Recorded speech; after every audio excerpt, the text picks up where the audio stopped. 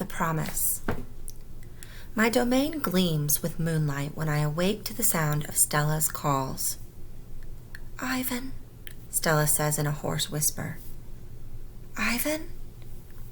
"I'm here, Stella." I sit up abruptly, and Bob topples off my stomach. I run to a window. I can see Ruby next to Stella, sleeping soundly. "Ivan, I want you to promise me something," Stella says. "Anything," I say.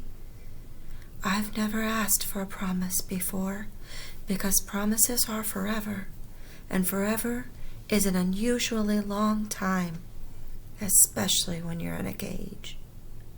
"Domain," I correct. "Domain," she agrees. I straighten to my full height. "I promise, Stella," I say in a voice like my father's. "But you haven't even heard what I'm asking yet," she says, and she closes her eyes for a moment. Her great chest shudders. "I promise anyway." Stella doesn't say anything for a long time. "Never mind," she finally says. "I don't know what I was thinking. The pain is making me addled." Ruby stirs. Her trunk moves as if she's reaching for something that isn't there. When I say the words, they surprise me. "You want me to take care of Ruby?" Stella nods, a small gesture that makes her wince. "If she could have a life that's different from mine. She needs a safe place, Ivan. Not here," I say. It would be easier to promise to stop eating, to stop breathing, to stop being a gorilla. "I promise, Stella," I say.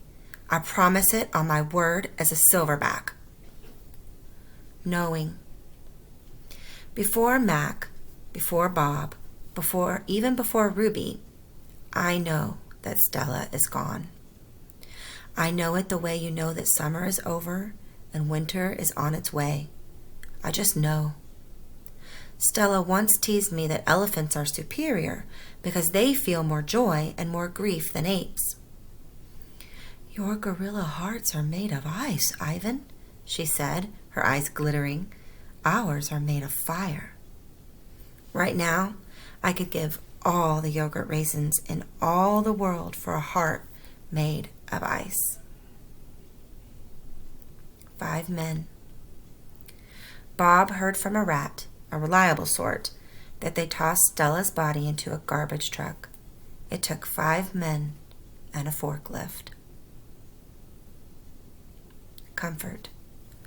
All day I try to comfort Ruby, but what can I say? That Stella had a good and happy life? That she lived as she was meant to live? That she died with those who loved her most nearby? At least the last is true. Crying. Julia cries all evening, while her father sweeps and mops and dusts and cleans the toilets. When George sees Mac, he runs to him. I can only hear a few of his words. "Vet, should have, wrong." Mac shrugs. His shoulders droop. He leaves without a word. When George wipes the fingerprints off my glass, his cheeks are wet. He doesn't meet my eyes. The one and only Ivan. When all the humans have left, I send Bob to check on Ruby. "How is she?" I ask when he returns. "She was shivering," Bob says. "I tried to cover her with hay, and I told her not to worry because you were going to save her." I glare at him. "You told her that?" "You promised Stella." Bob lowers his head. "I want to make the kid feel better." "I shouldn't have made that promise, Bob. I just wanted—" I point to Stella's domain, and for a moment it seems like I've forgotten how to breathe. "I wanted to make Stella happy, I guess, but I can't save Ruby. I can't even save myself." I flop onto my back. Cement is always cold, but tonight it hurts. Bob leaps onto my belly. "You're the one and only Ivan," he says. "Mighty Silverback." He licks my chin, and he's not even checking for leftovers. "Say it," Bob commands. I look away. "Say it, Ivan." I don't answer, so Bob licks my nose until I can't stand it any longer. I'm the one and only Ivan, I mutter. Don't you ever forget it, he says. When I gaze at the food court skylight, the moon Stella loved is shrouded in clouds. Once upon a time. All night, Ruby moans and sniffles. I pace my domain. I don't want to fall asleep in case she needs something. Ivan, Bob says gently, get some sleep, please, for your sake and for mine. Bob can't sleep unless he's on my stomach. I hear a stirring. Ivan, Ruby calls. I rush to my window. Ruby, are you all right? I miss Aunt Stella, Ruby sobs. And I miss my mom, and my sisters, and my aunts, and my cousins, too. I know, I say, because it's all I can think of. Ruby sniffles. I can't sleep. Do you know any stories the way Aunt Stella did? Not really, I admit. Stories were Stella's specialty. Tell me a story about when you were little, Ruby pleads. She puts her trunk between the bars. Please, Ivan. I scratch the back of my head. I don't remember things, Ruby, I admit. It's true, Bob says, trying to be helpful. Ivan has a terrible memory. He's the opposite of an elephant. Ruby lets out a long, shivery breath. Oh, well, that's okay. Night, Ivan and Bob. I listen to Ruby's soft sobs for long, horrible minutes. Then I hear myself saying, once upon a time, there was a gorilla named Ivan. And slowly and deliberately, I try to remember. The grunt. I was born in a place humans call Central Africa, in a dense rainforest so beautiful, no crayons could ever do it justice. Gorillas don't name their newborns right away, the way humans do. We get to know our babies first. We wait to see hints of what they might yet be. When they saw how much they loved to chase me around the forest, my parents decided on my twin sister's name, Tag. Oh, how I loved to play tag with my sister. She was nimble, but when I got too close, she would leap onto my unsuspecting father. Then I would join her, and we would bounce on that tolerant belly until he gave us the grunt, the rooting pig sound that meant, enough! That game never got old, although my father might have disagreed. Mud. It didn't take long for my parents to find my name. All day long, every day, I made pictures. I drew on rocks and bark and my poor mother's back.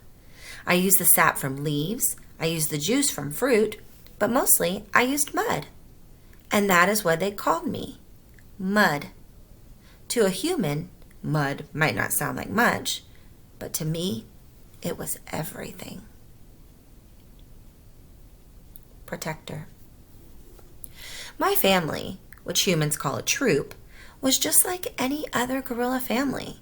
There were 10 of us, my father, the silverback, my mother and 3 other adult females, a juvenile male called Blackback, and 2 other young gorillas. Tag and I were the babies of the group. We squabbled now and then, as families will, but my father knew how to keep us in line with a simple scowl. And for the most part, we were happy to do what we were meant to do, to feed and forage and nap and play. My father was a master at leading us to the ripest fruit for our morning feast and the finest branches for our night nests. He was everything a silverback is meant to be, a guide, a teacher, a protector. And nobody could chest beat like my father. A perfect life. Gorilla babies and elephant babies and human babies are not so different, except that a gorilla gets to spend the day riding on his mother's back, like a cowboy on a horse. It's a pretty great system from the baby's point of view. Slowly, carefully, A young gorilla begins to venture farther and farther away from the safety of his mother's arms. He learns the skills he will need as an adult: how to make a nest of branches, weave them tightly or they will fall apart in the middle of the night, how to beat your chest, cup your palms to amplify the sound, how to go vining from tree to tree, don't let go, how to be kind, be strong, be loyal. Growing up gorilla is just like any other kind of growing up. You make mistakes, you play, you learn, you do it all over again. It was, for a while, a perfect life. The end. One day, a still day when the hot air hummed, the humans came. Vine. After they captured my sister and me, they put us in a cramped, dark crate that smelled of urine and fear. Somehow I knew that in order to live, I had to let my old life die. But my sister could not let go of our home. It held her like a vine, stretching across the miles, comforting, strangling. We were still in our crate when she looked at me without seeing, and I knew that the vine had finally snapped. The temporary human. It was Mac who pried open that crate, Mac who bought me, and Mac who raised me like a human baby. I wore diapers, I drank from a bottle, I slept in human beds, sat in human chairs, listened while human words swarmed around me like angry bees. Mac had a wife back then. Helen was quick to laugh, but quick to anger too, especially when I broke something, which was often. Here's what I broke while I lived with Mac and Helen. 1 crib, 46 glasses, 7 lamps, 1 couch, 3 shower curtains, 3 shower curtain rods, 1 blender, 1 TV, 1 radio, 3 toes. My own. I broke the blender when I squeezed 3 tubes of toothpaste and a bottle of glue into it.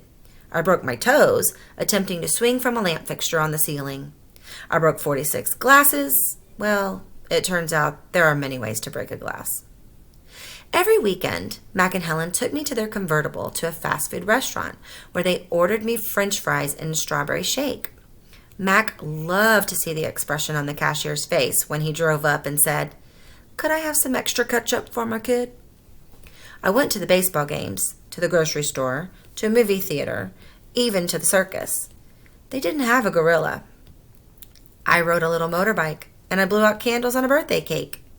My life as a human was a glamorous one, although my parents, traditional sorts, would not have approved. We're going to stop right here on hunger.